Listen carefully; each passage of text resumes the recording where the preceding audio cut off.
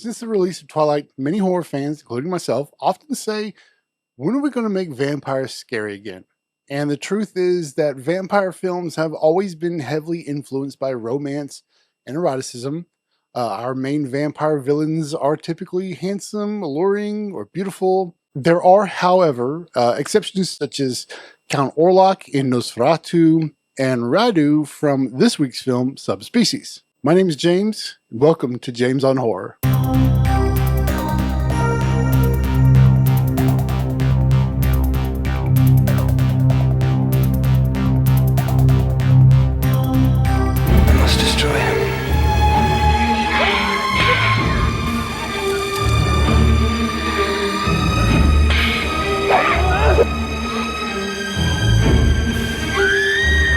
Subspecies.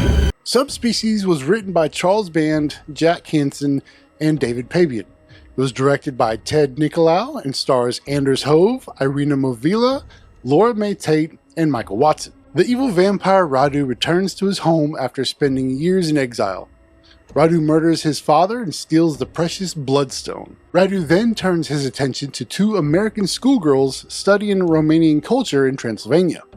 Things heat up when Radu's half-brother comes to their aid. So Subspecies was one of those early films from Full Moon Features, and I think it was their best era before going way downhill, but that's a whole nother video.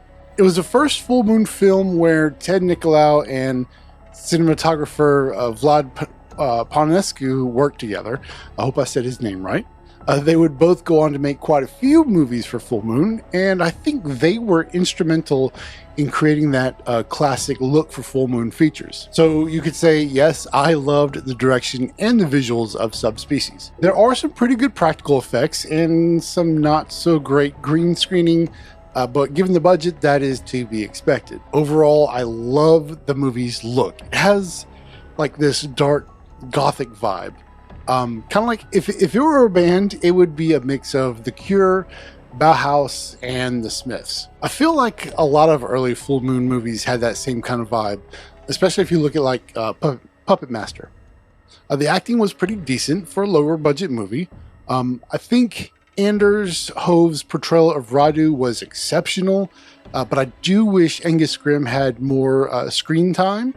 But it was still pretty cool to see him do like a cameo appearance for this movie. The story is your classic predator and prey vampire flick, and there are definite influences from Bram Stoker's Dracula, but how it's told and presented allows the film to be, or allows it to feel like its own thing. It's also one of the few vampire movies that stick out in my mind where the main vampire is kind of scary and creepy looking all the time.